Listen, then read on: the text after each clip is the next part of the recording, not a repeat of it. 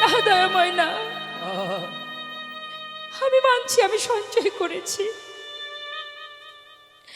কিন্তু দয়াময় সঞ্চয় বাসনা তো শুধু তোমার জন্য। আমি তো তোমার জন্য সঞ্চয় করেছি, আমার নিজের জন্য নয় দয়াময়, আমার নিজের জন্য নয়। আমায় তুমি ক্ষমা করে দাও গৌরহরি, তুমি আমায় ফেলে চলে গেলে আমি কোথায় যাব গৌরহরি? তুমি ছাড়া যে আমার আর কেউ নেই দয়াময়, আমায় তুমি ক্ষমা করো।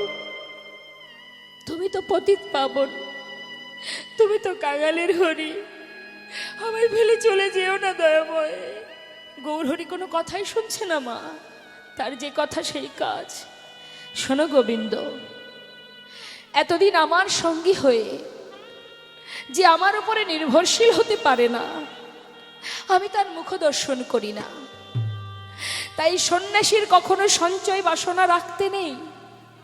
গোবিন্দ, আমার সঙ্গী হয়ে তুমি এই শিক্ষা পেয়েছো, তাই আজ থেকে আমি মনে করি তোমার মুখ দর্শন করা আমার উচিত নয়। ভক্ত, আজ এই মুহূর্তে গোবিন্দকে ফেলে আমরা চলে যাব না। না দয়াময়, আমি তোমায় ছেড়ে থাকতে পারবো না। ছুটি গিয়ে চরণটা জড়িয়ে ধরেছে গৌরহরি। না দয়াময়, না, তুমি চলে যেও না দয়াময়।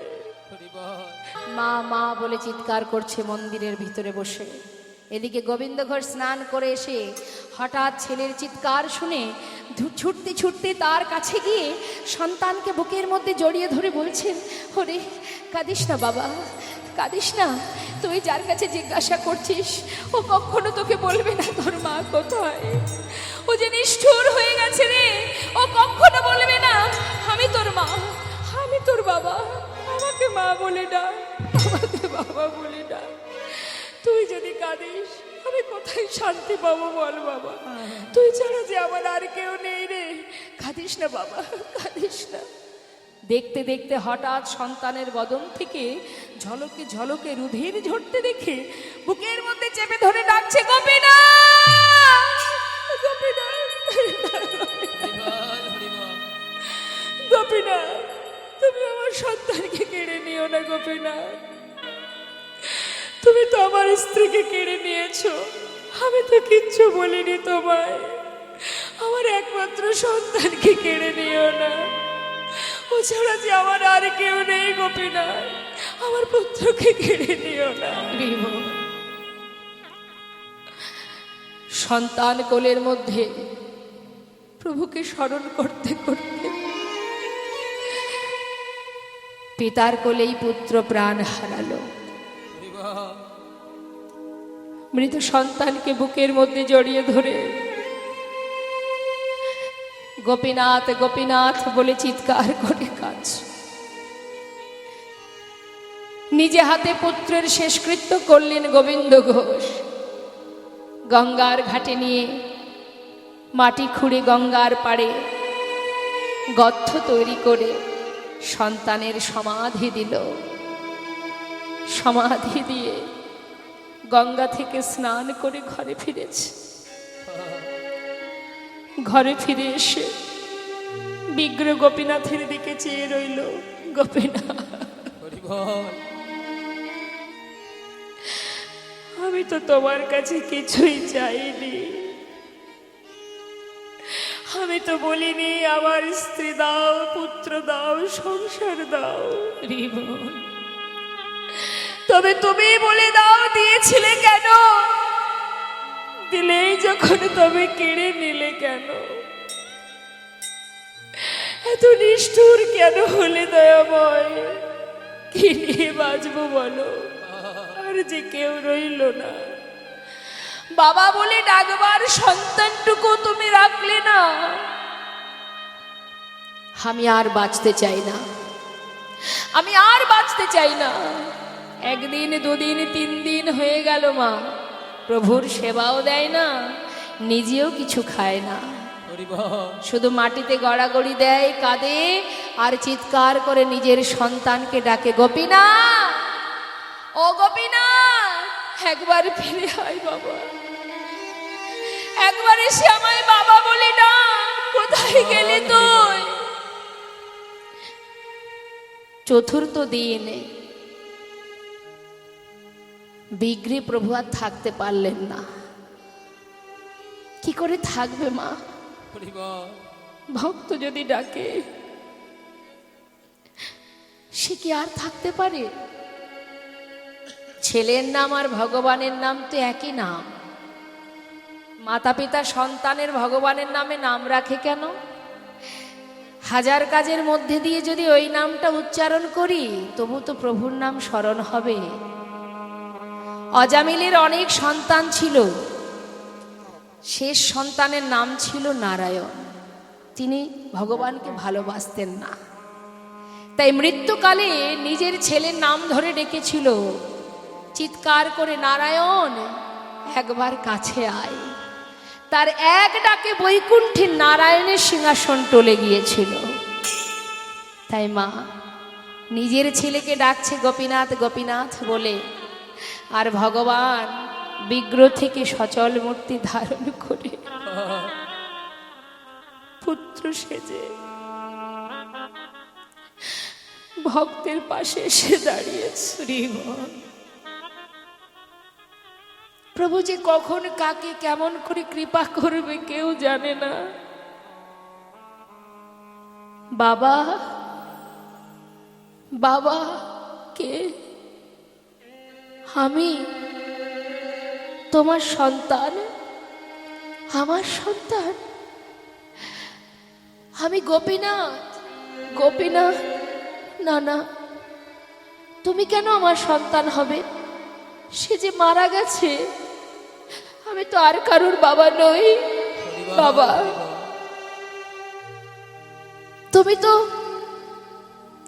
তুমি তো নিজেই এক সময় বলেছিলে যে আমি দুই পুত্রের পিতা। এই জগতে কারোর যদি দুটো সন্তানের ভিতর একটা মারা যায় তবে কি বাবা আরেকটি সন্তানকে না খাইয়ে রাখে? 4 দিন হলো বাবা, আমি যে আর পারছি না, আমায় কিছু খেতে দাও। ও, তুমি এসেছো, আমার কাছে এসেছো, তুমি আমায় বাবা বলে ডাকলে কেন? কেন এসেছো তুমি? আর কি চাই তোমার? তুমি আমার স্ত্রী, আমার সন্তান সব কেড়ে নিয়েছো, আবার কি চাই? বাবা, বাবা গো, আমি যে তোমার সন্তান, তোমার ডাকে তোমার কাছে এসেছি, আমি কিচ্ছু চাই না বাবা। আমায় তুমি একটু খেতে দাও। তুমি জানো জগতের প্রত্যেকটা সন্তানের মাতা পিতার প্রতি কি দায়িত্ব থাকে, কর্তব্য থাকে? পারবে তুমি? শেষের দিন যখন আমার আসবে, আমার শেষকৃত্য করতে পারবে না। কি করে পারবে? সোনার সিংহাসনে যে বসে থাকে সে কি করে পারবে বলো? সন্তানের যে দায়িত্ব থাকে মাতা পিতার প্রতি, তুমি করতে পারবে? বাবা, কেন পারবো না? আমি তোমার অঙ্গ স্পর্শ করে কথা দিলাম, বাবা তোমার পুত্র হয়ে তোমার শেষকৃত্য আমি সমাধা করি। পারবে? আমার জন্য 1 মাস হব্বি স্বর্ণ খেতে পারবো? পারবে আমার জন্য পিণ্ড দিতে? পারবো। পারবে আমার জন্য কাছা নিতে? পারবো। পারবো বাবা। আমি এই অগ্রদ্বীপে দাঁড়িয়ে সবাইকে সাক্ষী রেখে কথা দিচ্ছি, চন্দ্র সূর্যকে সাক্ষী রেখে তোমার অঙ্গ স্পর্শ করে আমি তোমায় কথা দিচ্ছি বাবা। 1 দিন নয়, 2 দিন নয়, পৃথিবীতে যতদিন চন্দ্র সূর্যের উদয় হবে আমি ততদিনই তোমার শেষকৃত্য করে যাব। এবার কিছু খেতে দাও। কয়েক বাড়ি থেকে ভিক্ষা করে এনে সেবা দিয়েছে বাবা। কিছুদিন যেতে না যেতেই গোবিন্দ ঘোষ অন্তিম মুহূর্ত শয্যাশায়ী, আর পারছে না চলতে। ভগবান প্রতিদিন 1 পা 2 পা করে তার কাছে এসে গলাটা জড়িয়ে ধরে চোখের জলে বুক ভাসিয়ে কাঁদেন প্রভু। আর গোবিন্দ ঘোষকে ডেকে বলে, বাবা কষ্ট হচ্ছে তোমার? না রে, কষ্ট কেন হবে? অন্তিম সময় যে জীবনে সকলেরই আসবে। চলে যাবার সময় হয়েছে আমার। গোপীনাথ, বলো বাবা, আমাকে একটু চরণামৃত এনে দে না। দেব। সচরণামৃত পান করালেন। গোপীনাথ, বলো বাবা, ওরে যাবার আগে আমায় একটু নাম শ্রবণ করাবে। আমার শিয়রের পাশে একজোড়া করতাল আছে, একবার নাম শোনাবি আমায়? শোনাবো। করতাল হাতে নিয়ে পুত্র সেজে চারিপাশে ঘুরে ঘুরে প্রভু চোখের জলে মুখ ভাসিয়ে কাজ, আর ভক্তের চারিপাশে ঘুরে ঘুরে হরিনাম করছে। হরে কৃষ্ণ হরে কৃষ্ণ কৃষ্ণ কৃষ্ণ হরে হরে, হরে রাম হরে রাম রাম রাম হরে হরে। হরে কৃষ্ণ কৃষ্ণ কৃষ্ণ কৃষ্ণ হরে হরে, হরে রাম রাম রাম হরে হরে। হরে কৃষ্ণ কৃষ্ণ কৃষ্ণ কৃষ্ণ হরে হরে, হরে রাম রাম রাম হরে হরে। হরে কৃষ্ণ কৃষ্ণ কৃষ্ণ কৃষ্ণ হরে হরে, হরে রাম রাম রাম হরে হরে। হরে কৃষ্ণ জয় গৌর হরি বল, হরি বল। কৃষ্ণ কৃষ্ণ হরে হরে, হরে রাম রাম রাম হরে হরে। চলে গেল মা। নাম শ্রবণ করতে করতে ভক্ত প্রভুর চরণে স্থান পেলেন। স্বয়ং প্রভু আমার, তার যে মন্দিরের দরজা বন্ধ, ভগবানের সেবা কোনোদিন বন্ধ থাকে না। গোবিন্দ ঘোষ চলে যাবার পর গ্রামের দ্বিতীয় এক পূজারীকে প্রভু স্বপ্ন দেখালেন। পূজারী, আমার মন্দিরের ভিতরে প্রবেশ করে আমার রাজবেশ খুলে দাও, আমাকে কাছা পরিয়ে দাও, শুদ্ধ বসন কাছা পরিয়ে 1 মাস দিনে একবার হব্বিষণ্ণ করে আমায় সেবা দেবে। সেবার পর চৈত্র মাসে মধুকৃষ্ণ একাদশী তিথিতে আমাকে স্নান করিয়ে শুদ্ধ বসন পরাবে। আমি আমার পিতার জন্য পিণ্ড দান করব। স্বয়ং গোবিন্দ ঘোষের প্রাণ পাখি চলে যাবার পর তার ঘরেই তার সমাধি দেওয়া হয়েছিল। সেখানেই তার সমাধি আছে। যারা অগ্রদ্বীপে যাননি দর্শন করে আসবেন। বেশি দূর নয় অগ্রদ্বীপ। নবদ্বীপ থেকে যদি কাটোয়ার দিকে যান, মাঝখানেই পড়ে অগ্রদ্বীপ, যেখানে আজও ভক্তের জন্য ভগবান পিণ্ড দান করে যাচ্ছেন। আজও সন্তান রূপে তিনি পিণ্ড দান করছেন। তা সেই ভগবান শুদ্ধ বসন পরিধান করে 1 মাস পর গঙ্গার ঘাটে তাকে নিয়ে যাওয়া হলো।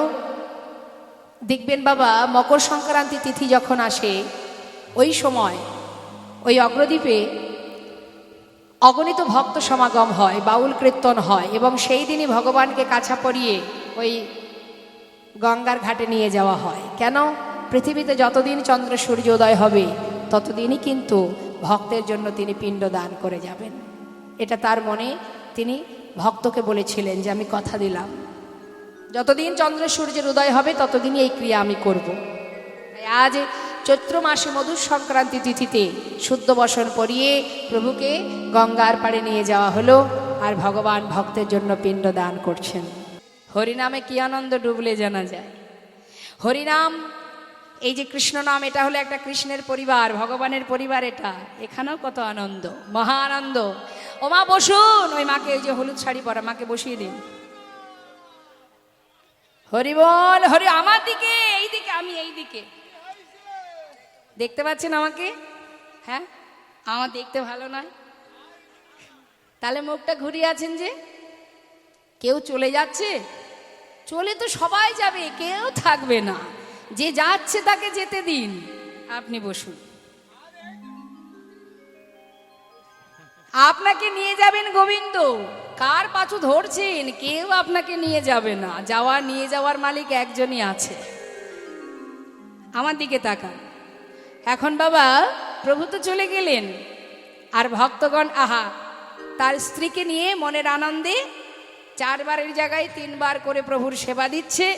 যেতে যেতে 1 বছর হয়ে গেল, এবার হলো একটা পুত্র সন্তান। হরিবল। ওমা শুনে নিন, এখন পুত্র সন্তান যেই না ঘরে এলো, সেই দিন থেকে ভগবানের সেবা আরো 1 বার কমে গেল। যেটা আমাদের ক্ষেত্রে হচ্ছে বাবা। কীর্তন শুনতে আসলেও মনে হচ্ছে বাবা কোন বন্ধু চলে যাচ্ছে, সঙ্গে যদি সঙ্গ হারিয়ে ফেলে বিপদ হবে। কীর্তন থাক, কীর্তনের জায়গায় বন্ধু হারালে বিপদ আছে। হরি বল। তা ঠিক তেমন এটা আমাদের ক্ষেত্রেও ঘটে। গোবিন্দ ঘোষ দেখছে স্ত্রী হলো, সন্তান হলো, ছেলের নাম রেখেছে আবার ভগবানের নামে। ছেলের নাম রেখেছে ভগবানের নামে। ভগবানের নাম কি? হ্যাঁ, আবার ছেলেরও নাম দিয়েছে গোপীনাথ। বলছে এটা আমার পুত্র গোপীনাথ, আর এ হচ্ছে আমার বিগ্রহ গোপীনাথ। কিন্তু সংসারে ওই মায়ার সংসার তো একটু একটু করে সংসার বড় হচ্ছে, যে সেই জন্য ভগবানের সেবা এই এক এক করতে করতে এখন 4 বারের জায়গায় 2 বার এসে দাঁড়িয়েছে। তাও সময় হচ্ছে না। হরি বল। এখন প্রভু দেখছে, তাই তো ভক্ত মায়ার বাঁধনে আবদ্ধ হয়েছে, এমন ভাবে দিনে দিনে আমায় ভুলে যাচ্ছে। অর্থাৎ আমি যেমন মায়া দিয়েছি তেমন মায়া কাটিয়েও নেব। জেনে রাখুন, ভগবান যেমন দেন তেমন আবার কেড়েও নিতে পারেন। তিনি আগে ধন সম্পদ দেন, দিয়ে মন পরীক্ষা করেন, তারপরে প্রয়োজনে ভক্তের কাছ থেকে মায়াটাকে একটু একটু করে তিনি কেটে নেন। কিভাবে কাটছে দেখুন। প্রথমে কাটছে কিভাবে? তার স্ত্রীকে। কেমন ভাবে কাটছে? একদিন ভিক্ষা করে এসে নিজের স্ত্রীকে ডাকছে, মাধবী যা ভিক্ষা করেছি 2 ভাগ করো, 1 ভাগ রন্ধন করো। আমি চললাম গঙ্গায় স্নান করতে, ফিরে এসে গোপীনাথের সেবা দেব। এখন স্নান করে ঘরে এসে দেখছে কি গো মা? দেখছে সেই যে ভিক্ষার ঝোলাটা রেখেছিল পড়ে আছে, সেইখানে রান্না হয়নি। গেল কোথায় মাধবী? এত বেলা হয়েছে এখনো রন্ধন করলো না। মাধবী, ও মাধবী, গেলে কোথায় তুমি? কত বেলা হয়েছে, গোপীনাথের সেবা দিতে হবে। ডাকতে ডাকতে ঘরের ভিতরে প্রবেশ করে দেখছে কি, বিগ্রহ গোপীনাথের চরণে তার স্ত্রী মাধবী উপুর হয়ে পড়ে আছে। মাধবী, মাধবী, বলি ও মাধবী, আরে সাড়া দিচ্ছ না কেন? দরজার কাছে দাঁড়িয়ে ডাকছে। কত বেলা হয়েছে, গোপীনাথের চরণ ধরে পড়ে থাকলে হবে? আরে ওঠো ওঠো, আগে রান্না করো, তাকে সেবা দাও, তারপরে তোমার যা মনে হয় তাই বলো। ওঠো দেখি কি হলো, আমি ডাকছি তুমি কানে শুনতে পাচ্ছ না?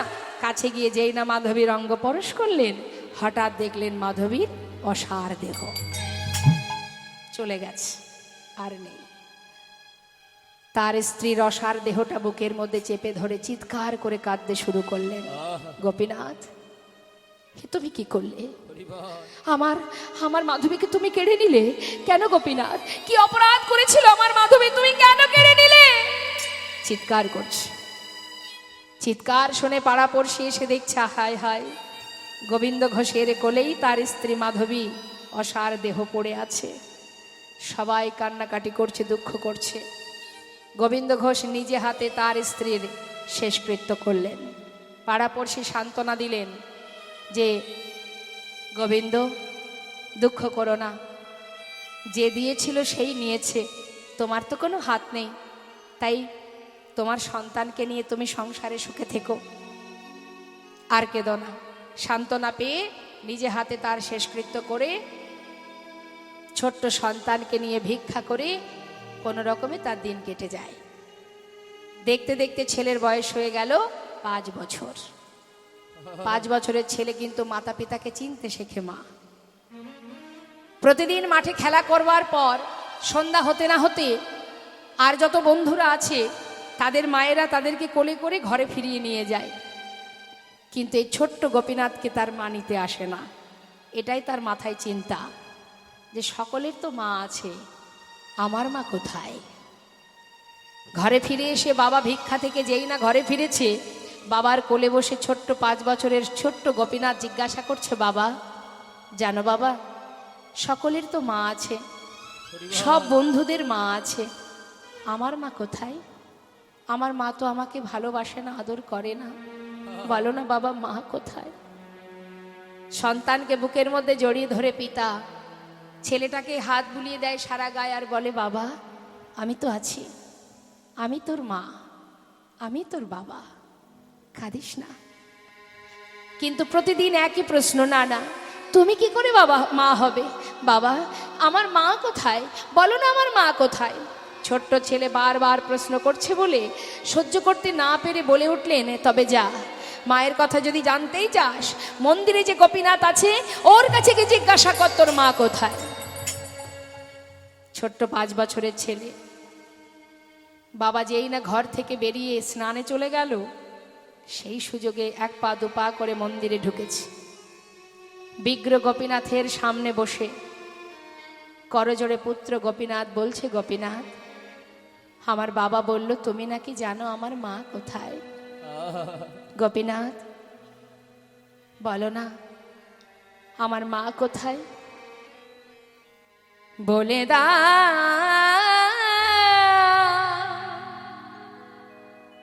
হে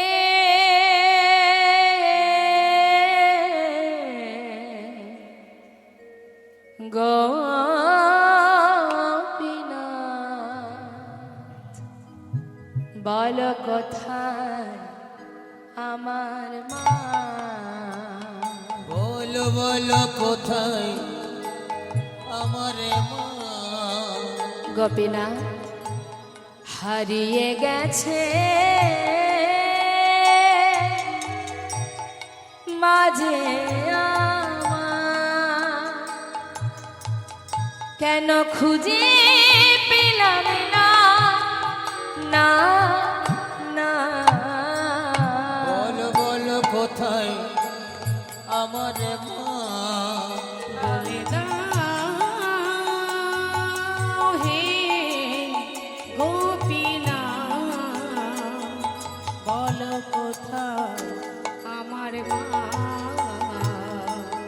ডাকি আমি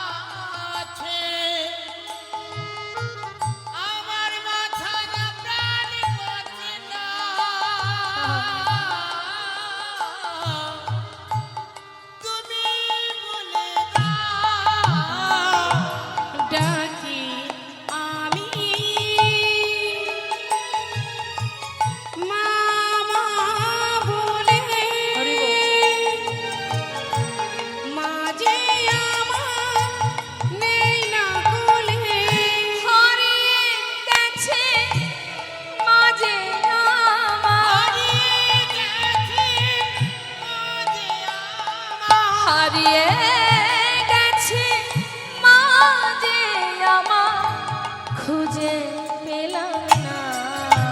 বলো বলো কোথায় আমার মা, বলে দাও হে গোপীনা, বলো কোথায় আমার মা।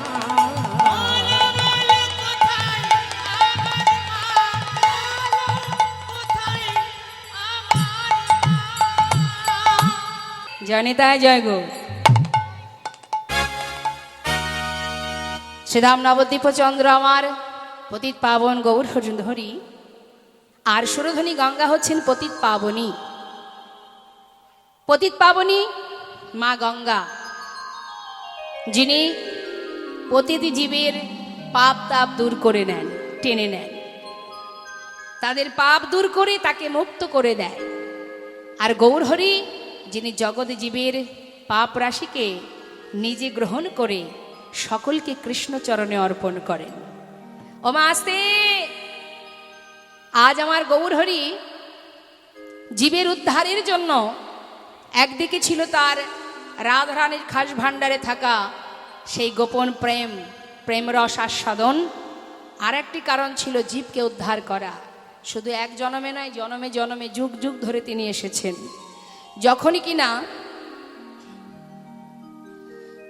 যখনই আমাদের এই ভারত ভূমিতে একবার নয় 4 বার এসেছেন বাবা, সত্য ত্রেতা দাপর কলিমা, 4 যুগেই কিন্তু ভগবান ভারতবর্ষে এসেছেন, অন্য কোনো দেশে নয়।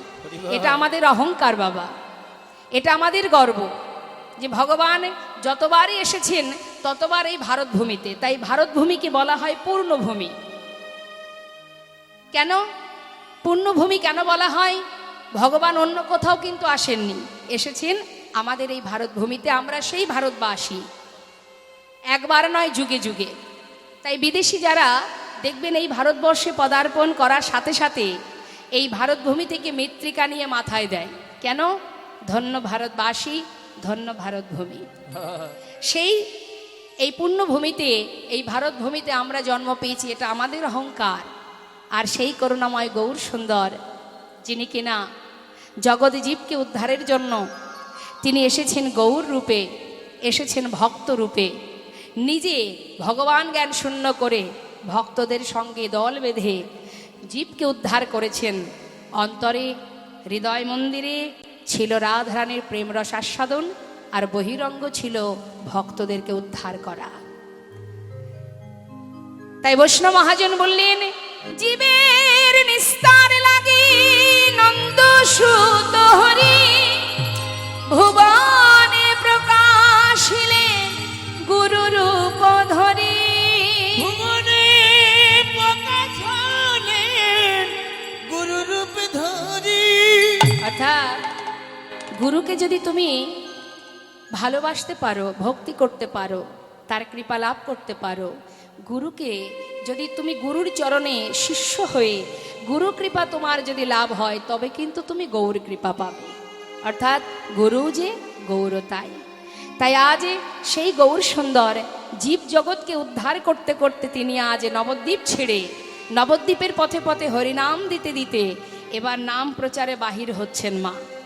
নাম প্রচার করবার জন্য সর্বস্ব পরিত্যাগ করে, দেখুন নিজের সহধর্মিনী বিষ্ণুপ্রিয়া মা সচিমা, গোটা নবদ্বীপবাসী সবাইকে ত্যাগ করে এক জায়গায় থাকলে তো হবে না।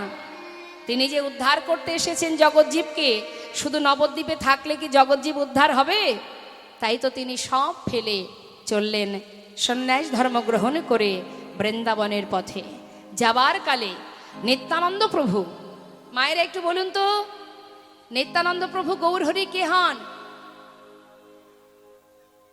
জানেন? দাদা, যিনি দাপর যুগে ছিলেন বলরাম। খুব সুন্দর। তা সেই নিত্যানন্দ প্রভু নিমাইকে মানে ভাইকে পথের মাঝখান থেকে ধরে এনে শান্তিপুরে অদ্বৈত আচার্য প্রভুর গৃহে, অদ্বৈত প্রভু কে? দাপরের দেবাদিদেব মহাদেব, নিতাই গৌর হরি বল। সেই দেবাদিদেব ভোলানাথ, যিনি এই কলিতে হয়েছেন অদ্বৈত আচার্য, তার ঘরে গৌরহরির সঙ্গে মায়ের মিলন হয়। যখন দেখলো মা যে ছেলে সন্ন্যাসী হয়ে গেছে, তাকে তো আর ঘরে বেঁধে রাখা যাবে না, তাই মা সন্তানকে বললেন, বাবা যদি তুই সন্ন্যাস ধর্ম নিয়েছিস, যখন যেতে যদি চাস, তবে বৃন্দাবনে নয়, আমি তোকে আদেশ দিলাম তুই নীলাচলে বাস কর, মানে পুরীধামে। তাই মায়ের কথা মাথায় নিয়ে গৌরহরি তিনি নবদ্বীপ ছেড়ে গিয়েছিলেন নীলাচলে। কিন্তু তিনি একা যাননি বাবা, সঙ্গে ছিল গৌরহরির প্রিয় ভক্ত যারা যারা এক মুহূর্ত গৌরহরিকে ছেড়ে থাকতে পারতেন না, আজ তারাও তাদের সংসার ছেড়ে জনমের মতো প্রভুর সঙ্গ লাভ করবার জন্য তারাও প্রভুর পাচু পাচু ওই নীলাচলে চলে যান। অগণিত ভক্তগণকে নিয়ে প্রভু আমার জগন্নাথ মন্দিরে দাঁড়িয়ে জগন্নাথ দর্শনে ডুবে আছেন। সমস্ত ভক্তগণকে নিয়ে মনের আনন্দে তিনি ওই নীলাচলের মাঠে কৃষ্ণ নাম করছে। হে জীব, সবাই মিলে কৃষ্ণ নাম করো। সবাই আমার সঙ্গে বলো, প্রভাত। প্রভাত কালে মা প্রভু আমার জগন্নাথ যেখানে গৌরহরি দাঁড়িয়ে জগন্নাথ দেখেন, আজও যারা যাননি দেখে আসবেন। যে জায়গায় দাঁড়িয়ে যে স্তম্ভটা ধরে প্রভু দাঁড়িয়ে থাকতেন, ওই স্তম্ভটা ধরে আপনি দেখবেন শুধুমাত্র জগন্নাথের বদনটাই দেখা যাবে। হ্যাঁ, সেই গরুর স্তম্ভটা ধরে আপনি দেখবেন শুধু জগন্নাথের মুখটাই দেখা যাবে। প্রভু ওইখানে দাঁড়িয়ে জগন্নাথ দেখতেন। মহাজন বললেন, দেখো দেখো, আজ আমার প্রভু ভক্তগণকে নিয়ে আনন্দ করছেন ওই নীলাচলের মাঠে। প্রভাত সময় হলো,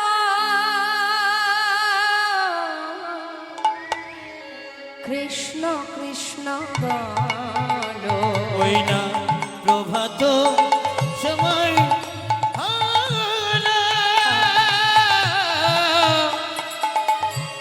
কৃষ্ণ কৃষ্ণ বলো। কৃষ্ণ ভজ কৃষ্ণ চিন্ত, কৃষ্ণ নাম করসা, নাম বিনা কলি জীবে গতি নাহিয়া। কৃষ্ণ ভজ কৃষ্ণ চিন্তা, কৃষ্ণ নাম করসার, নাম বিনা কলি জীবের গতি নাহিয়া।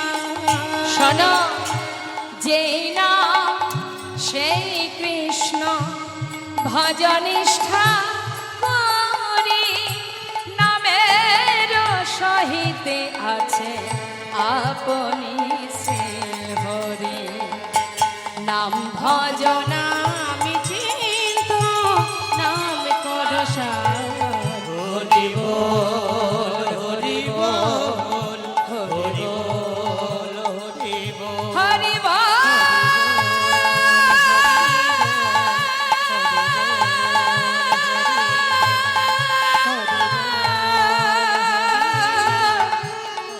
হরি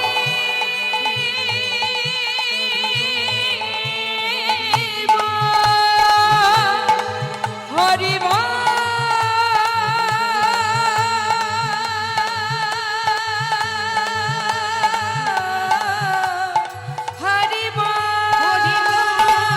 হরি হরি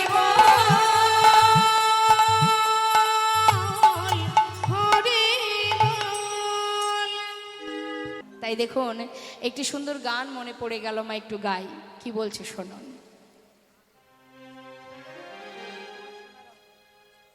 তোমার সোনার অঙ্গ হবে ভঙ্গরে,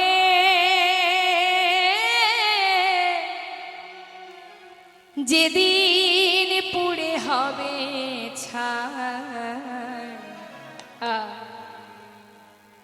নীল আকাশে জেনে রাখো, কিছুই থাকবে না তোমার। এই দেহটা পুড়ে ছাই হয়ে যাবে, সেই ছাই উড়ে যাবে বাতাসে। নীল আকাশে যাবে মিশে কয়লারি ধোঁয়া। সেদিন নীল আকাশে যাবি উড়ে, হরিব কয়লারি ধোঁয়া। ও তোমার সোনার অঙ্গ হবে ভঙ্গ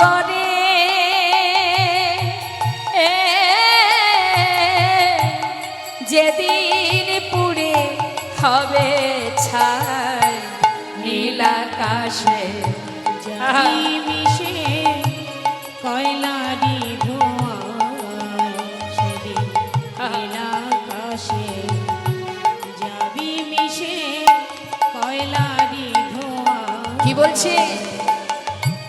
জ্বালবে আগুন খুঁজে খুঁজে।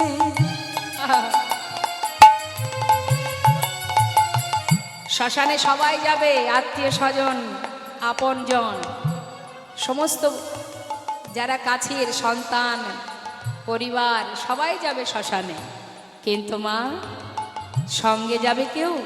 আহা, জ্বালবে আগুন খুঁজে খুঁজে, মারবে বাড়ি হাড়ের গিঠে রে। তোমার জ্বালবে আগুন খুঁজে খুঁজে,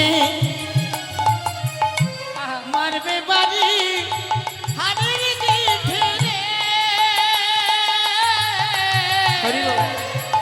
যখন আপনাকে আঘাত করবে না, সারা অঙ্গের চামড়া ফেটে যাবে, যাবে তো? সেদিন পিঠের চামড়া যাবে ফেটে গো। ও তোমার পিঠির চামড়া যাবে ফেটে গো। সেদিন হাত বুলাবে কে আর গায় নীল আকাশে। গায় গৌর হরিবল হরিবল। কয়লারি ধোঁয়ায় সেদিন নীল আকাশে যাবে মিশে কয়লা ধোঁয়া। লক্ষ্য করবেন মা, দেহে প্রাণ থাকাকালীন যদি কোনো আঘাত লাগে, সন্তান ছুটে আসে, আহা, স্বামী ছুটে আসে, কি হলো? যখন প্রাণ পাখি উড়ে চলে যাবে, কেউ আর যাবে না তোমার কাছে। তারা কি করবে? এটাই হলো সংসার জীবন। স্ত্রী পুত্র পুকুর ঘাটে স্নান করিয়া ফিরবে ঘরে গো। তোমার স্ত্রী পুত্র ওই পুকুর ঘাটে তারা স্নান করিয়া ফিরবে ঘরে গো। আবার দুদিন পরে ভুলে যাবে গো। ও সবাই দুদিন পরে ভুলে যাবে গো। এই বিশ্ব দুনিয়ায় নীল আকাশে মায়েরা উলুধ্বনির গায় গৌর হরিবল। সেদিন নীল আকাশে যাবে মিশে কয়লার ধোঁয়া। ও তোমার সোনা অঙ্গ হবে ভঙ্গ রে। যেদিন পুরে হবে ছায় নীল আকাশে যাবে মিশে কয়লার ধোঁয়া। সেদিন নীল আকাশে যাবে মিশে কয়লার ধোঁয়া। তাই তো বৈষ্ণব মহাজন বললেন, সময় করিয়া পথটি ধরিয়া যেবা চলে দ্রুত গতি, সময়ের শেষে অনায়াসে সে যেন চলে যায় আপন বাসতে। এই যে যা করছো সেটা অসার, সার হলো গোবিন্দ। তাই সময় থাকতে ভজন করো, সময় গেলে আর পাবে না। আজ গৌরহরি গোবিন্দ ঘোষকে পরীক্ষা করতে করতে আবার একসাথে যাচ্ছেন মা। যেতে যেতে এসে পৌঁছালেন কোথায়? এসে পৌঁছালেন নানা গ্রামে ঘুরি গড়া আইলা পূর্বস্থলে। নানা গ্রামে ঘুরি গোরা আইলা পূর্ব তখন নানা গ্রাম, ও তখন নানা গ্রামে ঘুরি গোরা আইলা পূর্বস্থলে। কোথায় এলা? পূর্বস্থলী। বাবা শোনো, আর কোথাও যাব না, এখানে সেবার ব্যবস্থা করো। সঙ্গে সঙ্গে মা প্রভু আমার গোবিন্দ ঘোষের ওপরে দায়িত্ব দিলেন। গোবিন্দ, আর দেরি নয়, বেশ কদিন হলো যাত্রা করেছি, কিছু তো খাওয়া হয়নি, তা তাড়াতাড়ি ব্যবস্থা করো দেখি, একসঙ্গে এখানে আমরা সবাই প্রসাদ পাবো। গোবিন্দ ঘোষের চিন্তা হয়ে গেছে, মাথায় চিন্তা ঢুকে গেছে, সর্বনাশ। বলুন দেখি, এখানে তো কত ভক্ত, এখন সবার দায়িত্ব যদি আমার ঘাড়ে থাকে, চিন্তা হওয়াটাই স্বাভাবিক যে এত ভক্তের সেবার আয়োজন আমি একা করব কি করে। চিন্তা করছে গোবিন্দ ঘোষ। যখন চিন্তা করছে, প্রভু মৃদু মৃদু হাসছেন আর গোবিন্দের দিকে তাকিয়ে আছেন, কিন্তু যার ভাবনা তো সেই ভাবে। চিন্তায় মগ্ন গোবিন্দ ঘোষ। আর এদিকে হলো কি, হঠাৎ প্রভু দেখলেন অগণিত ভক্ত নদিয়াবাসী, তারা খবর পাওয়া মাত্রই সবাই যাচ্ছেন প্রভুর জন্য সেবার বস্তু নিয়ে, ছুটতে ছুটতে যাচ্ছে, গৌর দর্শনে যাচ্ছে। কেন? পূর্বস্থলীতে গৌর এসেছে, সবাই তো ভালোবাসে, তাই খালি হাতে কেউ যাচ্ছে না, কিন্তু ভালোবাসা আছে বলে যার যেমন ক্ষমতা কিছু না কিছু নিয়ে যাচ্ছে। তাই আপনাদেরকেও বলে রাখি, যদি কখনো গোবিন্দ দর্শনে যান, ভগবত দর্শনে যান, সাধু সঙ্গ করতে যান, গুরু গৃহে যান, যেখানেই যান না কেন, খালি হাতে কখনো যাবেন না। আপনার যেমন সামর্থ্য কিছু না কিছু ভগবানের সেবার জন্য, গুরু সেবার জন্য নিয়ে যেতে হয়। সব জায়গায় নয়, কিছু কিছু জায়গা আছে, যেমন অন্নপ্রাশনে গেলে খালি হাতে কেউ যায়, ঠিক তেমন গুরু গৃহে গেলেও শূন্য হাতে যেতে নেই। এমনকি হরিবাসরে সেখানেও খালি হাতে আসতে নেই, কিছু না কিছু আপনাকে নিয়ে যেতে হবে যদি আপনি ভালোবাসেন। তাই নদিয়াবাসী তারাও যাচ্ছে গৌর দর্শনে, খালি হাতে কেউ নয়, সবার হাতে সেবার বস্তু দেখছেন প্রভু। মনের আনন্দে সবাই ছুটতে ছুটতে আসছে। মহাজন তাই না দেখে বলে উঠলেন, দেখো আনন্দে ধাওলো সবে, ওই না গৌরাঙ্গ দেখিতে রে, গৌরাঙ্গ দেখিতে। হরিবল হরিবল।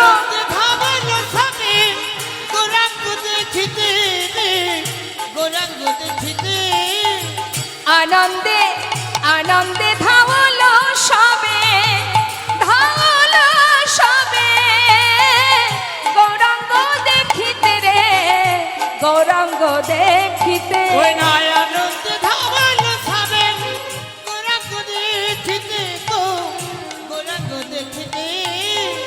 গৌর গৌর গৌর বলে, গৌর গৌর গৌর বলে, যাই নাচিতে নাচিতে রে, নাচিতে নাচিতে, মুখে গৌর গৌর গৌর বলে যাই, মায়েরা উলু ধ্বনি, দুটি বাহু তুলে, নাচিতে নাচিতে, কেহ নাচে কেহ গায়, কেহ বলে হরি রে, কেহ বলে হরি। ওই না কেহ নাচে কেহ গায়, কেহ বলে হরি গো, কেহ বলে হরি। আবার ধুলাতে লোটায় ওই সবে, না ধুলায় লুটায় ওই সবে, ধুলাতে লোটায় সবে, যাই গলা করি গো, তাই গড়া করি। তাদের আনন্দ আর ধরে না রে, তাদের আনন্দ আর ধরে না,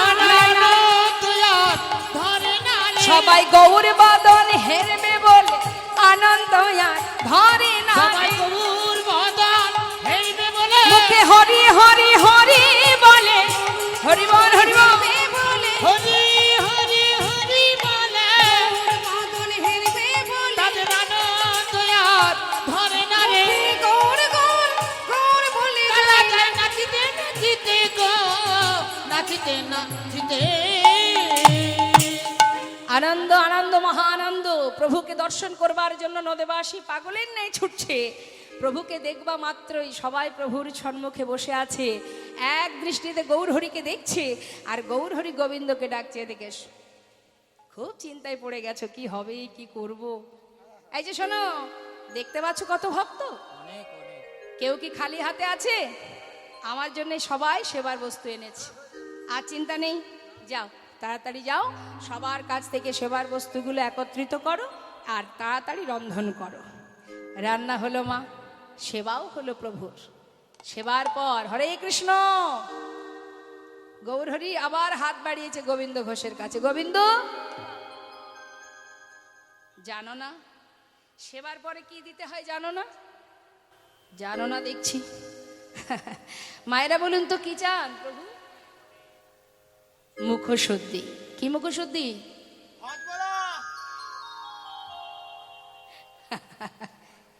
হরিত কি, যেই না বলেছে গোবিন্দ ঘোষ বলছে ও এই ব্যাপার। আচ্ছা আচ্ছা প্রভু তুমি বসো, আমি এক্ষুনি এনে দিচ্ছি। চললেন গোবিন্দ ঘোষ মুখশুদ্ধি ভিক্ষা করতে। মা গ্রাম ঘুরে ঘুরে মুখশুদ্ধি ভিক্ষা করছে। মুখশুদ্ধি মা গিবার তরে গোবিন্দ চলিল। মুখশুদ্ধি মাগিবার তরে গোবিন্দ চলিল। ওই না মুখশুদ্ধি, ওই মুখশুদ্ধি মাগিবার তরে গোবিন্দ চলিল। দুইটি হরিতকে মাগিয়া লইল। হরিতকে মাগিয়া লইল। দুইটি হরিতকে মাগিয়া লইল। আহা, দুটো হরিতকে ভিক্ষা করেছে। এখন ভিক্ষা করে ফিরে আসবার সময় কিছুটা পথ এসেছে বাবা, বেশি রাস্তা আসতে পারেনি, মানে মাঝ রাস্তা পর্যন্ত এসে এতটা কষ্ট হয়ে গেছে, মনে করুন একবার ছুটতে ছুটতে গেছে আবার ফিরছে। এখন কিছুটা পথ আসার পর মনে মনে ভাবছে আর তো হাঁটতে পারছি না, একটু বিশ্রাম করি, তারপরে না হয় আবার যাওয়া যাবে। গাছের গোড়ায় বসে বসে বিশ্রাম করছে মা। আহা, এখন বিশ্রাম করতে করতে ভক্তের মাথায় চিন্তা ঢুকে গেল, আজকে এতটা পথ যেতে হলো, কাল আবার কোথায় গিয়ে প্রভু বলবে গোবিন্দ মুখশুদ্ধি দাও, তার থেকে একটা কাজ করি, একটা হরিত কি প্রভুকে দেব আর একটা আমার কাছে রেখে দেব। সে তো আর জানছে না আমি কি করে কি করছি। সেই ভালো। দেখেছেন তো মা আমাদের ভুলটা কোথায়? আমরা মানুষের চোখের আড়ালে অনেক পাপ করে থাকি, করি না? ও দেখতে পাচ্ছে না, ও দেখতে পাচ্ছে না, চুরি করে অনেক কিছু করি আমরা। একবার নিজেরা নিজেদের মনকে জিজ্ঞাসা করুন, জীবনে কত ভুল, ইচ্ছাকৃত কত অপরাধ করে চলেছি আমরা, তাই না? কিন্তু আমরা ভাবছি মানুষ দেখতে পাচ্ছে না। মানুষ দেখতে না পেলে কি হবে? ভগবান নিজে কর্ম করেছে, ভুল কর্ম করাতে ভগবান নিজেই সাজায়। ভুল তিনি করেননি, এটা তার কর্ম, এটা দিয়েই তিনি শিক্ষা দিয়েছিলেন। যেদিন বালিকে হত্যা করেছিলেন বাবা পার্বতী, যেদিনকে প্রভু রামচন্দ্র সীতাকে উদ্ধার করার জন্য বালিকে হত্যা করেছিলেন, কোনো যুদ্ধ ছাড়াই হত্যা করেছিলেন, পিছন থেকে তীর মেরে। মায়ের একটু মন দেবেন, তা পিছন দিক থেকে তীর মেরে হত্যা করার ফলে তার সন্তান অঙ্গদ, সে ছিলেন প্রভু ভক্ত। তা মা সীতাকে উদ্ধার করার জন্য অঙ্গদ অনেকভাবেই প্রভুকে সাহায্য করেছিলেন। সেই সাহায্যে প্রভু সন্তুষ্ট হয়ে অঙ্গদকে বলেছিল, অঙ্গদ আমি তোমার সেবায় সন্তুষ্ট, তুমি আমাকে বিভিন্নভাবে উপকার করেছ, তা বলো আজ তুমি যা চাইবে আমি তোমাকে তাই দেব, বর চেয়ে নাও। তখন অঙ্গদ বলেছিলেন, প্রভু যদি তুমি আমাকে বরই দিতে চাও এই বর দাও, আমার পিতাকে বিনা যুদ্ধে যে হত্যা করেছে পিছন থেকে তীর ভেদ করে, আমিও যেন তাকে এইভাবে তীর ভেদ করে, অজান্তে তীর ভেদ করে তাকে প্রাণে মারতে পারি। সে কিন্তু জানতো না যে প্রভু করেছেন এমন কর্মটা। ভগবান বললেন, তথাস্থ ভক্ত, তোমার মনোবাঞ্ছা পূর্ণ হবে। আহা, তাই মা ভগবান যত যত লীলা করেছেন সবই কিন্তু ধর্মকে রক্ষা করার জন্য, এবং নিজে আচরণ করে জীবকে শিক্ষা দিয়ে গেছেন, হে জীব আমি যেমন কর্ম করেছি তেমন ফল আমি পেয়েছি, তোমরা যেমন কর্ম করবে তেমন ফল পাবে। আপনি আচরি ধর্ম জীবকে শেখায়। শুধু তাই নয়, কুরুক্ষেত্রে যুদ্ধের পর মাতা গান্ধারী যখন কৃষ্ণকে অভিশাপ করেছিলেন, সেই রাজসভায় সবাই মিলে মাতা গান্ধারীকে বলেছিলেন যে গান্ধারী তুমি এমন অভিশাপ করো না। বলেছিল তুমি যেমন আমার কুরুবংশ ধ্বংস করেছো তেমন তোমার যদুবংশ ধ্বংস হবে। তোমার কারণে এত বড় যুদ্ধ হয়েছে, আমার শত সন্তান হারিয়েছি আমি, একটা বংশে প্রদীপ দেওয়ার কোনো দ্বীপ নেই, তাই আজ আমিও তোমায় অভিশাপ দিলাম, তোমার বংশে প্রদীপ থাকবে না একটিও, যদুবংশ ধ্বংস হয়ে যাবে এবং তোমারও মৃত্যু হবে। নিম্ন বৃক্ষের ডালে তুমি বসে থাকবে আর কোনো না কোনো ব্যাধ মাছ ভেবে, তোমার মাছরাঙা পাখি ভেবে যখন নিচ থেকে তীর মারবে, সেই তীরের আঘাতে তুমি পতিত হবে ভূমিতে। সমস্ত রাজসভায় যারা ছিলেন পঞ্চপাণ্ডব, ধৃতরাষ্ট্র, মাতা কুন্তী, সবাই বলেছিলেন। মাতা গান্ধারী সন্তান শোকে প্রভুর চরণে করজোড়ে বললেন, মাধব আমি ভুল করেছি, আজ আমি অপরাধ করে ফেলেছি, আমি বুঝতে পারিনি সন্তান শোকে আমি দিশাহারা হয়ে গেছি, আমায় তুমি ক্ষমা করো। ভগবান বলেছিলেন, মা, কুরুক্ষেত্রের যুদ্ধের মাঠে জয়ের আনন্দ যেমন আমি পেয়েছি, তেমন পরাজয়ের যন্ত্রণাও আমি ভোগ করেছি। হরিবল হরিবল। সকল মায়ের আশীর্বাদ যেমন আমি মাথায় নিয়েছি, তেমন মায়ের অভিশাপও আমি মাথায় নিলাম। তোমার ইচ্ছাই পূর্ণ হবে মা। তাই দুই কথা এক হয়ে মা, ওই অঙ্গদ সে কিন্তু জরা নামের ব্যাধ হয়ে সেই দাপর যুগে ভগবান কৃষ্ণ অঙ্গের চরণে মাছরাঙা পাখি ভেবে তীর ভেদ করেছিল এবং তারপর প্রভু পতিত হন ভূমিতে। এটা তারই লীলা মা। অর্থাৎ আমি অপরাধ করে যদি আমি সাজা পাই, তুমি প্রতি পদক্ষেপে অপরাধ করছো, তুমি সাজা পাবে না। জানতেও সাজা পায়, অজান্তেও সাজা পাবে। তুমি যদি অজান্তে আগুনে হাত দাও, আগুন কি ছাড়বে তোমায়? তুমি যদি ভুল করে কারেন্টে হাত দিয়ে ফেলো, না দেখে হাত দাও, তোমাকে সে ছেড়ে দেবে? দেখতে পাইনি ছেড়ে দাও। অর্থাৎ জানতেও অপরাধ হবে, অজান্তেও অপরাধ হয়, এটা জেনে রাখুন। তাই মানুষের চোখের আড়ালে আপনি যে কর্মই করেন না কেন, ঠিক করলে তার ফল ঠিক পাবেন, ভুল করলে ভুলের জন্য সাজা পাওয়ার জন্য আপনাকে অপেক্ষা করতে হবে, ঠিক পাবেন। তাই আজ গোবিন্দ ঘোষ যে ভুলটা করলো, সে আজকে একটা হরিতকে সঞ্চয় করে রেখে দিল। মনে মনে ভাবছে প্রভু তো আর জানছে না, কিন্তু তার চোখের ফাঁকি তো জগতে কেউ দিতে পারবে না, যিনি এখানে বসে আছেন।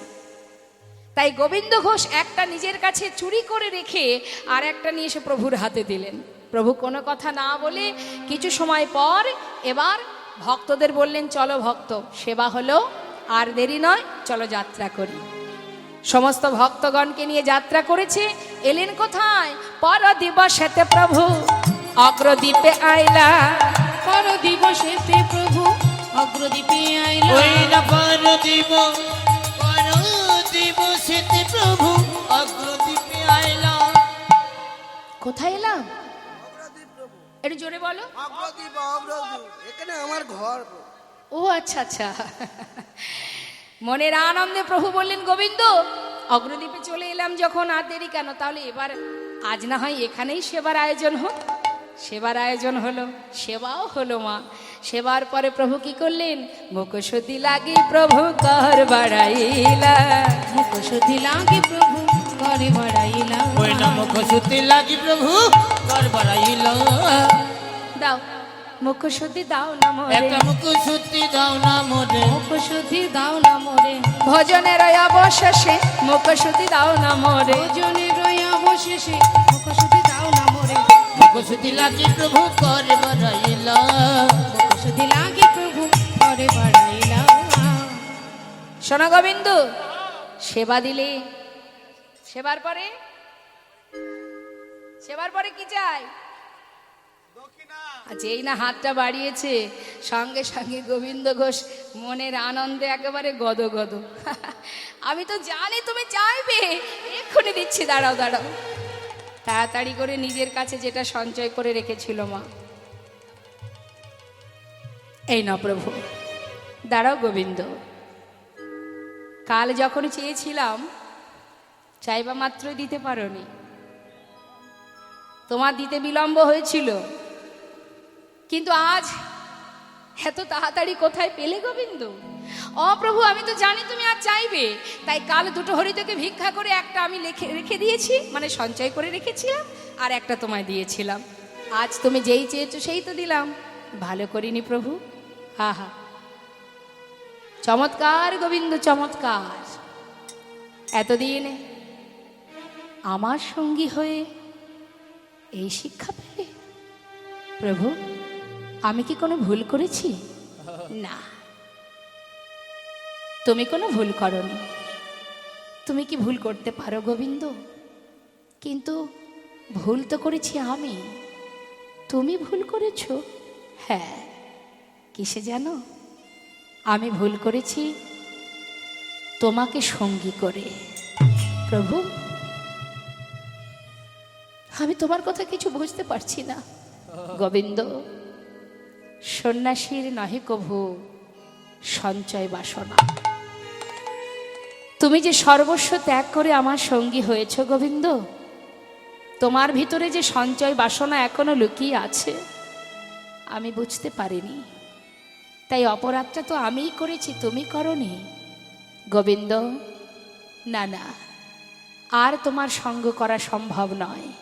শোনো গোবিন্দ, আমি কোনো সঞ্চয়বৃত্তি মানুষের সঙ্গ করি না। তুমি সঞ্চয়ী, সর্বস্ব ত্যাগ করেছো ঠিকই, তোমার ভিতরে এখনো সঞ্চয় বাসনা লুকিয়ে আছে, তাই গোবিন্দ আজ থেকে আমি তোমায় ত্যাগ করলাম না। তুমি পতি পাবন হরি হে,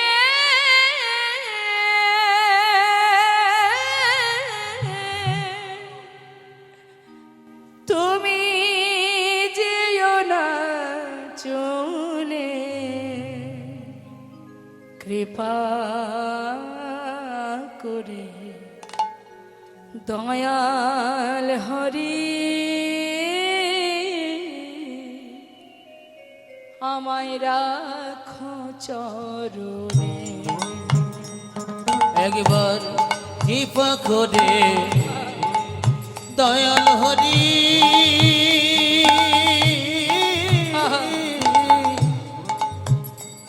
তুমি রাখো চরণে। শুনেছি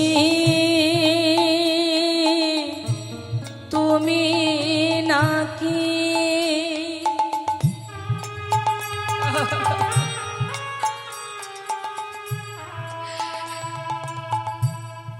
শুনেছি তুমি নাকি দয়াল শিরোমণি দয়াময়। শুনেছি তুমি নাকি দয়াল শিরোমণি, নাম প্রচারিতে এলে তুমি প্রেমের খনি ঠাকুর, তুমি প্রেমের খনি ঠাকুর, তুমি প্রেমের খনি, দিবানিশি রয় আমি তোমার শরণে। ওগো কৃপাময় দিবানিশি আমি তোমারি শরণে। কৃপা করে দয়াল হরি রাখো চরণে। গৌর হে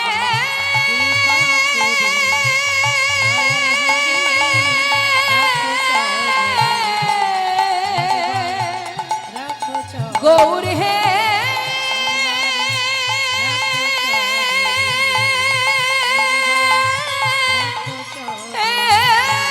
গৌর হে গৌর হে গৌর হে গৌর হে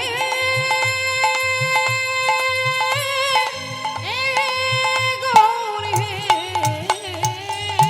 আমাদের আর গোপীনাথে একই অঙ্গ হয়, গোপীনাথে সেবা দিলে আমি পাইব নিশ্চয়। গোপীনাথের সেবা দিলে আমি পাইব নিশ্চয়। আমাতে আর গোপীনাথে অভেদ জানিও, শুদ্ধ ভক্তিতে গোপীনাথে সেবা যে করিও। শুদ্ধ ভক্তিতে গোপীনাথে সেবা দে করিও। আহা, গোপীনাথকে সেবা দিলে সেই সেবা আমিই পাবো। এবার তো বিদায় দাও গোবিন্দ, দয়াময় যাবে কোথায় তুমি? আমি আমার মন মানে না, আমি যাব বৃন্দাবনে। ওগো আমার মন মানে না, আমি যাব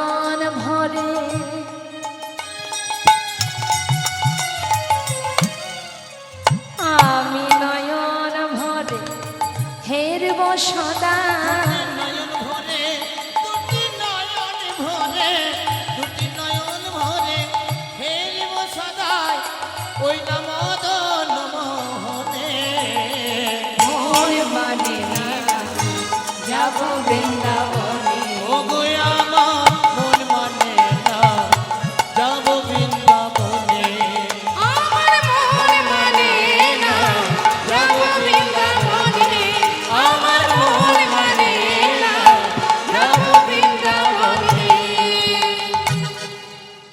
প্রভু আমার মুখে কৃষ্ণ কৃষ্ণ বলতে বলতে গোবিন্দ ঘোষের কাছ থেকে বিদায় নেবার কালে গোবিন্দকে বললেন, শোনো গোবিন্দ, তুমি ঘরের মধ্যে গোপীনাথ সেবা দেবে, তোমার একা একা ঘরের মধ্যে হয়তো ভালো লাগবে না, তাই তুমি একটা বিবাহ করো।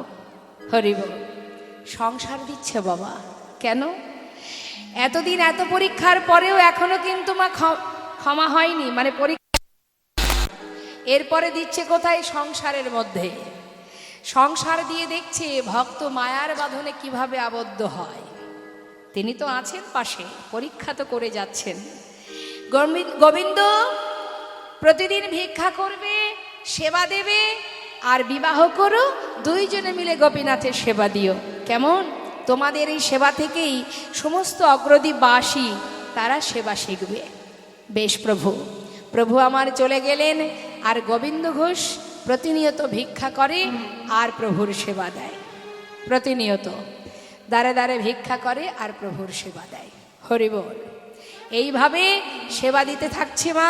একদিন দুদিন করতে করতে 1 বৎসর হয়ে গেল। 1 বৎসর যেতে না যেতেই প্রভু ওই যে বলে গেলেন বিবাহ করবে, একটা সুকন্যার সন্ধান পেল, শুভ দিন দেখে শুভ বিবাহ করলেন। বিবাহ হলো, নতুন বউ ঘরে আসছে, মায়েরা উলুধ্বনি, হরিব উলুধ্বনি উলুধ্বনি।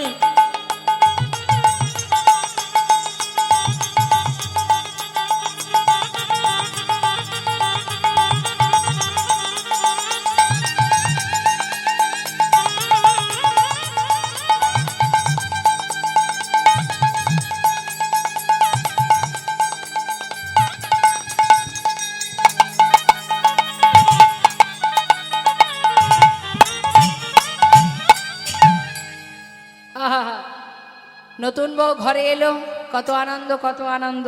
হ্যাঁ, সংসারের মধ্যে দিয়ে স্ত্রীকে নিয়ে দ্বারে দ্বারে ভিক্ষা করে যা পায় প্রভুকে দিনে 4 বার সেবা দিত, দিনে 4 বার।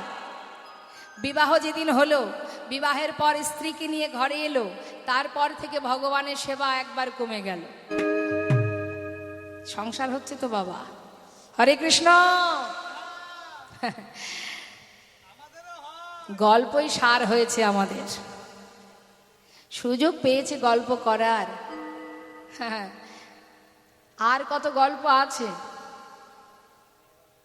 গল্প আমিও কম জানি না, কিন্তু এখানে এই যে কমিটির ভক্তরা এত সুন্দর আয়োজন করেছে, আপনাদের দ্বারে দ্বারে 1 টাকা 2 টাকা দক্ষিণা নিয়ে নিয়ে এক জায়গায় করে এই যে সুন্দর আসনটা পেতে দিয়েছে, এটা তো আর আন কথা বলার জন্য জায়গা করে দেয়নি, কি দিয়েছে?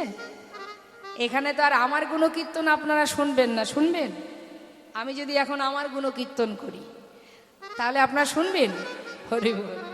তাহলে এখানে এই যে আসনটা, এই আসনটা কিন্তু যেমন তেমন আসন নয়, যেখানে অমৃত বরিশন হচ্ছে, অমৃত কথা শুনতে বসেছেন আপনারা। এখানে ঘুমাতেও পারবেন না, আর এখানে বসে খেতেও পারবেন না, শুধু শ্রবণ করতে হবে। এটা শ্রবণের আসন। ঘুমানোর সময় ঘুমানো, খাওয়ার সময় খাওয়া, সিরিয়াল দেখার সময় সিরিয়াল দেখেন। সিরিয়াল আপনারা এদিকে মনে হয় টিভিতে সিরিয়াল হয় না, এদিকেও সিরিয়াল হয়। বাবা, সিরিয়াল মানে কি জানেন তো বাবা? যার শেষ নেই। সিরিয়াল বাই সিরিয়াল চলবে আর চলবে। আর চলাতে গেলে কি করতে হবে? একটা জায়গায় 4টে বিয়ে করতে হবে, না হলে সিরিয়াল চলবে? দেখেন তো, বাদ দিনও দেখতে হবে না, কি হবে দেখে। বাবা হরি বল। ওই যার যেমন মনোভাব, যার যেমন মনের ইচ্ছা, ভগবান সেই দিকে নিয়ে যাবে, তার তেমন লাভ। যার যেমন ভাব তার তেমন লাভ। এখন ধরুন এখানে এই যে ভক্তরা বসে আছে, আমি কমিটির বাবার কাছে শুনেছি যে এখানে অনেক বসতি নেই, অল্প বসতি। ভালো লাগলো শুনে। অনেক দূর দূরান্ত থেকেও ভক্তরা এখানে এসেছে না? কি দরকার ছিল আসার? বাড়িতে তো এখন টিভিতে সিরিয়াল হচ্ছে না? কটা থেকে সারাদিনই তো মনে হয় সিরিয়াল হয়, তাই না? আমার আবার ওসব ভালো লাগে না। তা যাই হোক, এখন ওই দেখবেন বাবা, যাদের এই সিরিয়াল দেখে অভ্যাস, কি গো মা, সিরিয়াল দেখে দেখে যাদের অভ্যাস না, তারা যদি একবেলা নাও খায় তাতে দুঃখ নেই, কিন্তু সিরিয়ালটা যদি দেখতে না পারে তাদের কিন্তু দিন তো খারাপ যাবেই, আর কারোর সঙ্গে দুটো ভালো কথাও বলবে না। স্বামী তো বড় শত্রু হয়ে দাঁড়াবে। এখন ওই বাবা ওই সকালে বেলায় ঘুম থেকে উঠে খবর পেয়েছে যে আজকে মায়ের মন্দিরে কীর্তন হবে, সাধু সঙ্গ হবে, তাই না, কৃষ্ণ নাম হবে। এখন সেই মা মানে অনেক বাড়িতে আছে, অনেকেই আছে যারা চিন্তা ভাবনা করছে। দেখবেন বাবা, ঘুম থেকে উঠলে আমাদের মাথায় অনেক চিন্তা আসে, আজকের দিনে কি করব, চিন্তা আসে না? এখন 50টা চিন্তার মধ্যে মনে করুন আমি 5টা চিন্তার কথা বলছি। 5টা চিন্তার মধ্যে একটা আছে আজকে সন্ধ্যাবেলা অমুক জায়গায় কীর্তন হবে, কীর্তন শুনতে যাব, এই একটা চিন্তা। তার মধ্যে আরেকটা চিন্তা ঢুকে গেছে যে আজকে সিরিয়ালটা এমন একটা জায়গায় আটকে আছে, সেটা যদি না দেখি তাহলে আমার এই যে এতদিন ধরে সিরিয়াল দেখছি সব মাটি হয়ে যাবে। হ্যাঁ, গেল এই চিন্তা। দ্বিতীয় চিন্তা, না কালকে তৃতীয় বিজয় দশমী চলে গেছে, আজ বড় আনন্দের দিন, বন্ধু বলেছে আমার বাড়িতে যাস, পার্টি হবে, খাওয়া দাওয়া হবে, অনেক মজা হবে। এই এক চিন্তা, একই সন্ধ্যাবেলায় কতগুলো চিন্তা দেখুন। এখন যে ব্যক্তি যে চিন্তাটাকে মানে যে ভাবনাকে গুরুত্ব বেশি দেবে, সেও কিন্তু তার প্রতি ততটাই গুরুত্ব দেবে, অর্থাৎ তাকে ততটাই সহযোগিতা করবে। এখন মনে করুন যে কীর্তন শুনতে আসবে, তার কি হবে? কৃষ্ণ নাম শ্রবণ করলে আমাদের এই অন্ধকারে ডুবে থাকা যে চিত্তটা, সেটা শুদ্ধ হবে। আর সেই সাথে কি হবে? গোবিন্দের কৃপা হবে, প্রভুর কৃপা লাভ হবে, গোবিন্দের সহায় হবেন। অর্থাৎ 3 ঘন্টা কীর্তন শোনার পর আপনার মনের মধ্যে চিন্তা হবে যে আগামী দিন আবার যেখানে হবে সেখানে যাব, এই মনোভাব তৈরি হবে। আর যে বন্ধুর বাড়িতে পার্টি করতে যাবে, সেখানে বসে সে কিন্তু বাবা চিন্তা ভাবনা করবে, হ্যাঁ রে বন্ধু, আজকে তোর বাড়িতে হয়েছে, এই তোর বাড়ি খাওয়া দাওয়াটা কিন্তু কাল হবে। মানে সে কিন্তু শক্তিশালী হচ্ছে বাবা। যে চিন্তাকে বেশি গুরুত্ব দেবে সে তত শক্তিশালী হবে। যে কীর্তন শুনবে, পরের দিন কোথায় কীর্তন হবে সেই চিন্তা হবে। আর যে সিরিয়াল দেখবে তার কি হবে? কি বুঝতে পেরেছেন কি বলেছে? মানে কি করে 4টে বিয়ে করতে হয় সে পথ আপনারা খুঁজে পাবেন। তাহলে যে চিন্তাকে আপনি বেশি গুরুত্ব দেবেন সে শক্তিশালী হবে। তাহলে আমাদের চিন্তাটাও কিন্তু সঠিক করতে হবে। সঠিক চিন্তা করলে আমরাও সঠিক পথে এগিয়ে যাব। হ্যাঁ, সংসার জীবনে চিন্তাটাকে আমাদের ঠিক রাখতে হবে। ভগবত কৃপা লাভ করতে গেলে, গৌরের কৃপা লাভ করতে গেলে, গুরু কৃপা লাভ করতে গেলে অসৎ সঙ্গ ত্যাগ করে সৎসঙ্গ করতে হবে।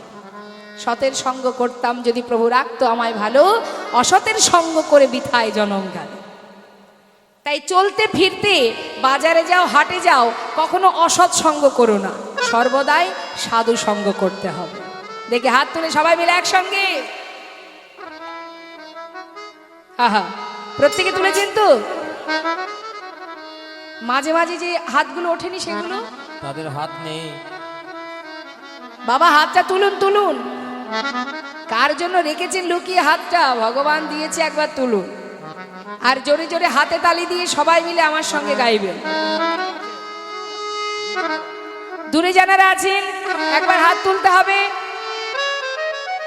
আহা, নিতাই গৌর হরিবোল হরিবোল। হাতে তালি দিলে কি হয় দেখবেন, জোরে জোরে হাতে তালি দিলে গাছের যে পাখিগুলো থাকে না সব উড়ে চলে যায়, যায় না? অর্থাৎ এখানে এই সাধুর বাজারে জোরে জোরে হাতে তালি দিলে কি হবে? আমাদের মনের ভিতরে আমাদের মনের ভিতরে যে কামনা বাসনা লোভ লালসা যে রূপ পাখিগুলো আছে, এই পাখিগুলো উড়ে চলে যাবে, সমস্ত জায়গায় কৃষ্ণ প্রেম জাগরিত হবে। আর জোরে জোরে হাতে তালি দিলে কি হবে? অলসতা কেটে যাবে, কৃষ্ণ কৃপা লাভ হবে। কৃপণতা করবেন না, জোরে জোরে হাতে তালি দিন। তুলুন দেখি জোরে জোরে, হরিব। ছলো ছলো নয়নে হাসি মাখা বদনে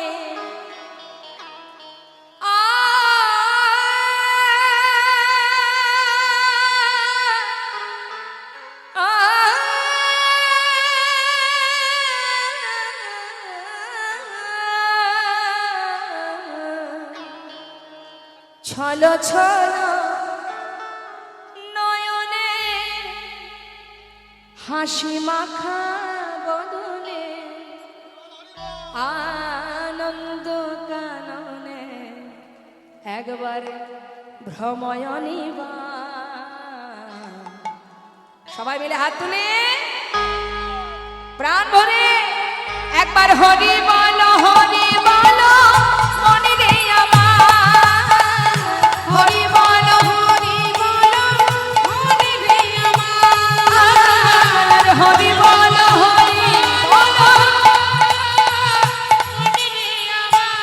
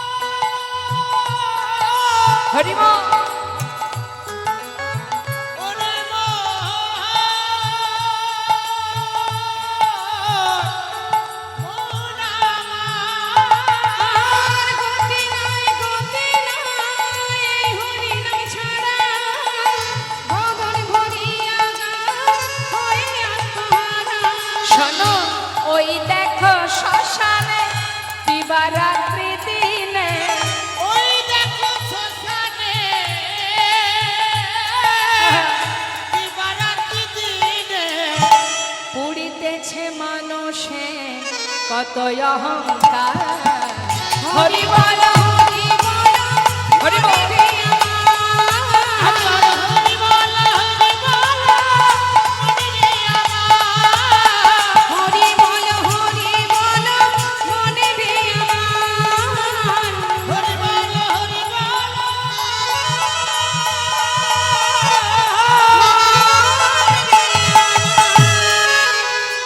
হরি বল, হরি বল, হরি বল। পিণ্ডদান করছেন,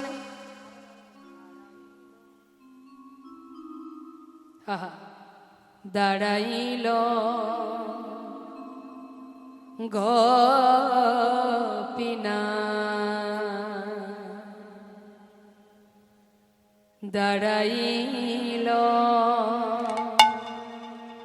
গোপীনা,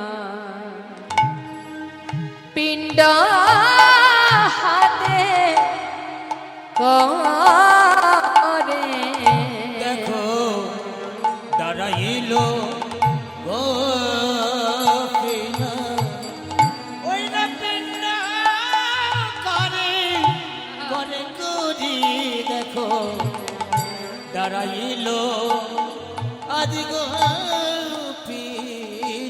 হরিব পিতৃকার্য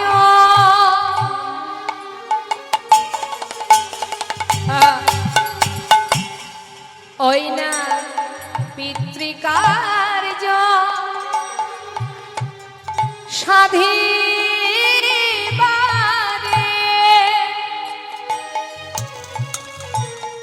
গোপীনা পিণ্ড করে ওইরা পিতিকা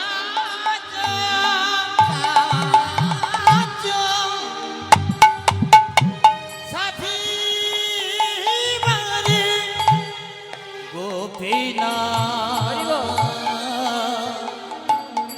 আজ করে আহা, সে যে ভক্তিরই ভগবান ভক্তেরি ভগবান ভক্ত বাঞ্ছা পূর্ণকারী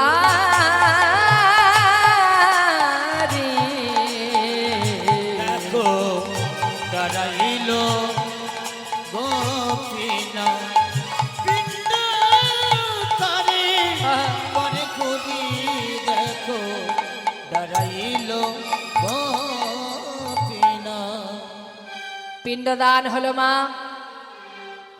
আসুন আমরা এখানেই লীলাকে এবার বিশ্রাম রাখবো।